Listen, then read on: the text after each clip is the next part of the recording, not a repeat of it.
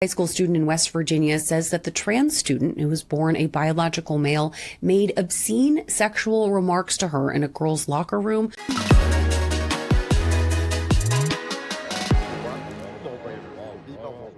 We've got to talk about the latest crazy story coming from the world of progressive activism and kind of trans rights activism. That you have to kind of say that in scare quotes, because this is not about rights and dignity for just trans adults living their lives. This is about compromising the integrity of and safety and fairness of women's sports and calling that equality. And apparently also throwing that whole believe women thing out the window as soon as they accuse somebody who identifies as transgender. Because I'm old enough to remember, not that old, at least not yet, but I'm old enough to remember when we were told, believe women.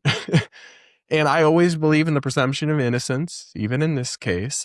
But it is funny to me how the ACLU and many Democrats are still standing behind this trans activist at the heart of a Supreme Court case about trans athletes and women's sports and girls' sports and laws restricting it that they're going to hear, I believe, next week. Anyway, they're standing by this person even after the trans athlete faces accusations of sexual harassment from female athletes. Here's some reporting from the New York Post summarizing the latest update. This is the New York Post's Caitlin Becker. Take a listen. Young transgender athlete at the center of a U.S. Supreme Court case regarding trans participation in girls' sports is being accused of some pretty aggressive sexual harassment and intimidation. Adelia Cross, a high school student in West Virginia, says that the trans student, who was born a biological male, made obscene sexual remarks to her in a girl's locker room during the 2022-2023 school year when she was in 8th grade. At the time, the accused harasser was about 12 or 13 years old. If you want to read just what the student allegedly said, I'm going to link to our article in the show notes, but trust me when I say it is not morning podcast material. A second student athlete, Emmy Salerno, says that the same trans athlete used, quote, intimidation tactics against her when she refused to compete during a track meet in the spring of 2024. Now, the unnamed alleged instigator has identified as female since the 3rd grade and brought a lawsuit against the state of West Virginia back in 2021 at just 11 years old. Now, the student won that suit and successfully blocked a law banning trans athletes, but that case has been appealed and will now be heard by the highest court in the land. The student is being represented by the ACLU and has the support of more than 130 congressional Democrats in an amicus brief. The ACLU claimed that Cross's accusations were investigated by the school and were unfounded, and there hasn't been any update on Salerno's accusations. Oral arguments in the Supreme Court case are scheduled to begin next week. So this New York Post reporter did not want to get into the details of what this trans athlete is accused of saying and doing that would constitute sexual harassment, but I will, because I think it's important and I think it matters. So here's reporting from Fox News Digital. Cross's mother, Abby, so this is the mother of one of the female athletes, told Fox News Digital what the trans athlete allegedly said to her daughter when they shared the girls' locker room during the 2022-23 school year. Adelia was in 8th grade and the trans athlete was in 7th. When Adelia first told us, she told us that the trans athlete was telling her and other girls, "Suck my dick," Abby Cross alleged. The trans athlete was saying to her, coming up and saying, "I'm going to stick my D in your P and also in your A." At different times, the trans athlete was saying these things to her. Now, of course, the trans athlete and their lawyers deny these accusations. Here's a statement from the ACLU, which is representing the athlete. "Our client and her mother denied these allegations, and the school district investigated the allegations reported to the school by AC and found them to be unsubstantiated. We remain committed to defending the rights of all students under Title IX, including the right to a safe and inclusive learning environment free from harassment and discrimination." That's what the ACLU said in a statement that was provided to Fox News Digital. So where to even begin on this? Because we're going to get to the part where elected representatives to the Democratic Party are jumping aboard a sinking ship and defying sanity on the general issue. But just on the sexual harassment question, all I can tell you is I don't know the truth. I don't know whether this athlete is guilty of the things that are alleged. I I don't know if there's proof, and I generally believe there is a presumption of innocence in every case for everyone should be treated fairly and given a due process and an investigation. You should always take accusations seriously, but I've never been aboard the believe women blindly train because women are people, and people often tell the truth, but they also often lie, and they can also misunderstand things or mishear things or misremember things. So the truth is messy, and I've always believed in generally, whether it's in a criminal case or it's in a firing people and canceling people, that a presumption of innocence is warranted. So I would certainly extend that to this accused trans athlete as well, even if I definitely agree that they should not be allowed to compete in girls' sports. But I will say it is deeply hypocritical to me and feels gaslighty that suddenly you have the ACLU progressive activists embracing this like innocent till proven guilty. They definitely took a different tack during the whole Me Too era, and when it came to people like Supreme Court Justice Brett Kavanaugh, when he faced accusations with no evidence that were contradictory and unsubstantiated, they were like, of course, they wanted him to drop out. So it's interesting how suddenly that tune changes when it's politically expedient. I personally will always stand for fairness and for the presumption of innocence, whether it's somebody I agree with or not, whether it's a trans person or not. To me, that's irrelevant when we're talking about basic principles of fairness, but it's notable to me they're not so consistent. Anyway, we're about to get to the part of this story that I think is a massive political liability for the Democratic Party and just shows how insane they have become, at least a huge wing of the party. First, though, do make sure to subscribe. Do hit the like button if you haven't yet. And please consider becoming a channel member here on YouTube to support my content. Help me stay independent so I can punch left and punch right. I don't have to pander to the YouTube algorithm and all of that.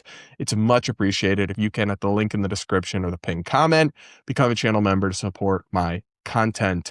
Now, guys, we got to talk about the aspect of this story that I still find genuinely insane and just shows that they're still not capable of being normal. Like, all Democrats have to do in the age of Trump, where he's so controversial and divisive and his administration is not popular, they just have to be normal, but they can't do that. They're like physiologically incapable of being normal. So here's what we have.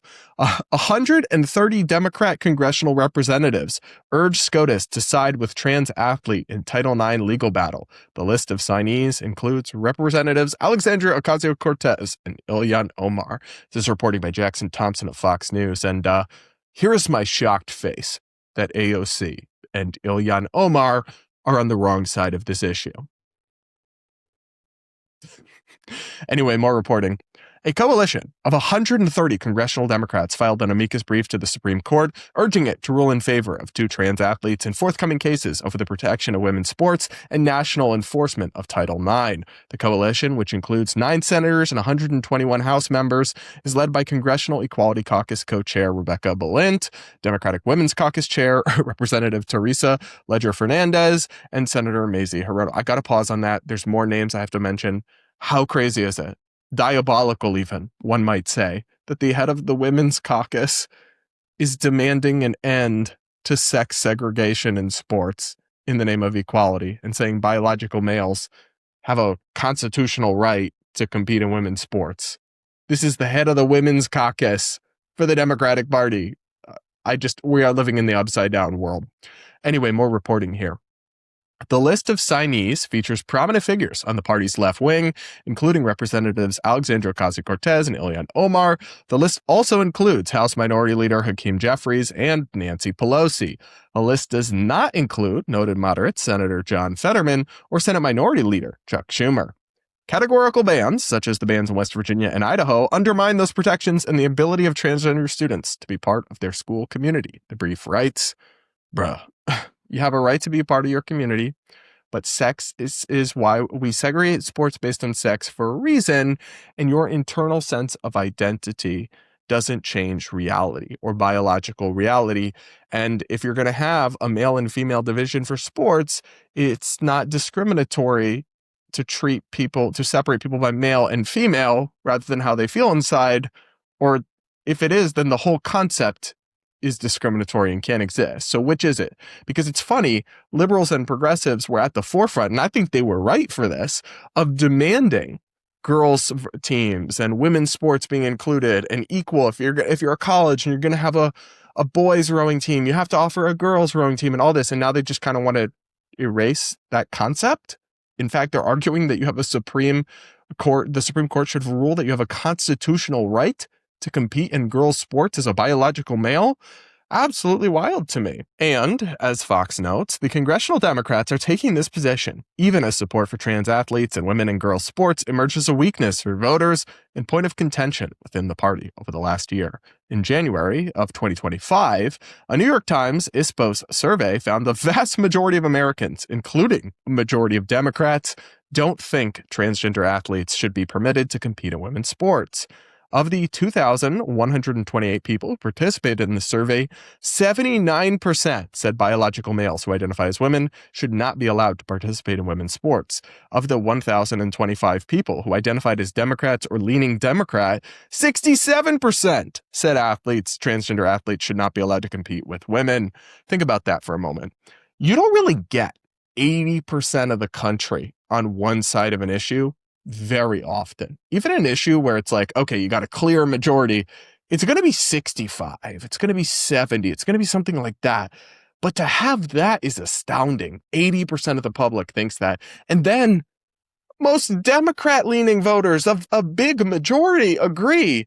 So what you have is you have a common sense, basic question of fairness.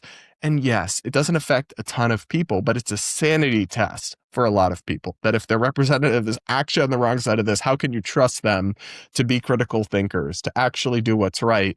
And they're doing it because they're scared of trans activists and progressive activists. The ACLU, the Human Rights Campaign, these other radical groups, they know that these people are crazy. These people don't believe in biology and reality, and they will come for your throat if you go on the wrong side of them. Just look at what they did to like Seth Moulton, a progressive Democrat in Massachusetts, who dared say like, hey, maybe I wouldn't want my daughters competing with biological males. They attacked him for it.